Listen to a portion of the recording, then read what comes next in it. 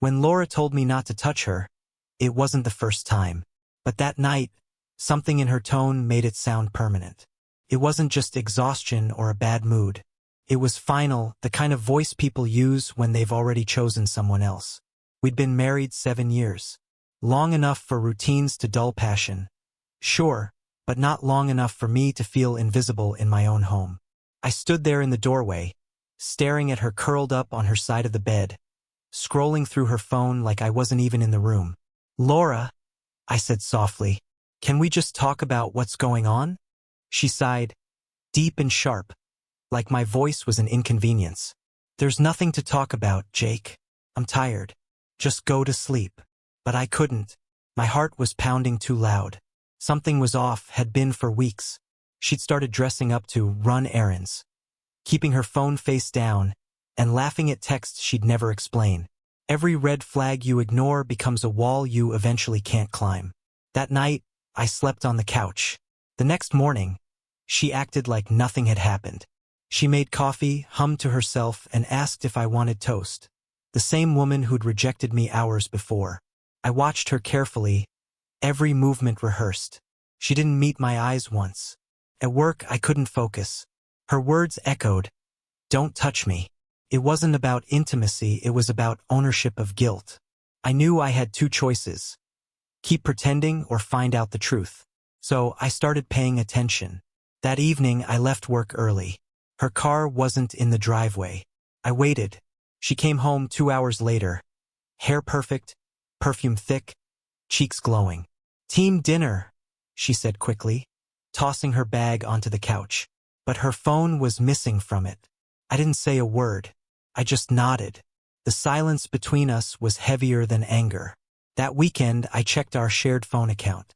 200 messages to a number I didn't recognize. Late nights. Lunchtime calls. I dialed it once. A man answered. Young voice. Confident. He laughed before hanging up. I didn't tell her that I knew. Not yet.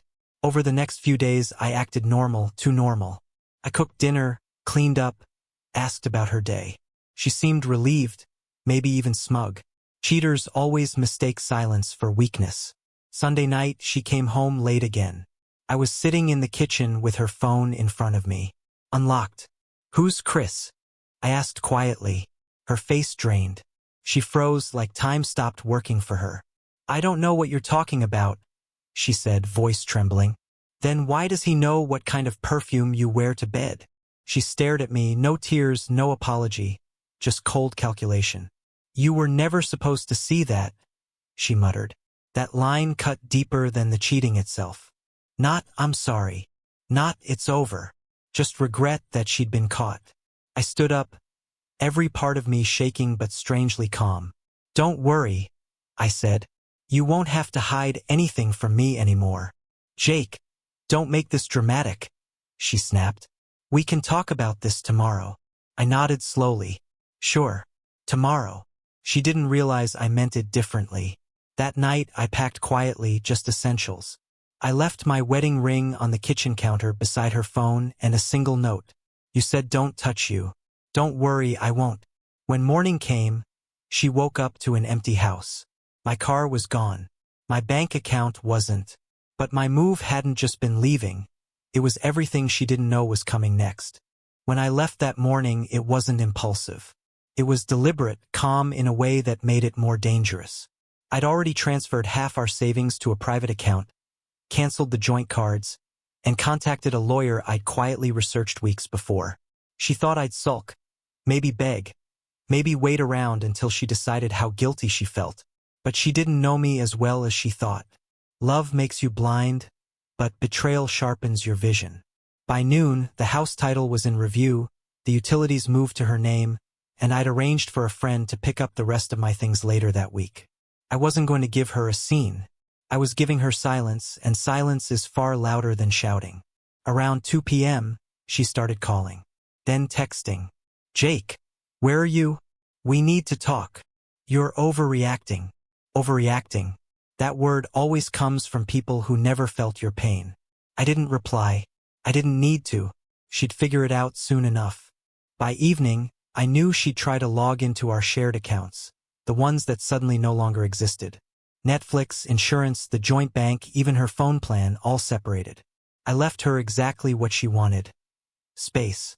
The next day, I went to work like it was any other Monday. My coworkers probably thought I looked peaceful. Maybe I did. When you finally stop chasing explanations from someone who's already decided to betray you, peace becomes your rebellion. That night, she showed up at my office. I wasn't surprised. She looked tired. Not the usual long day tired, but the kind that comes from panic. Her hair was still perfect, but her eyes were red. "Jake, we need to talk," she said, voice cracking between anger and desperation. I closed my laptop slowly. "About what? You can't just disappear like that. You're being childish." Childish.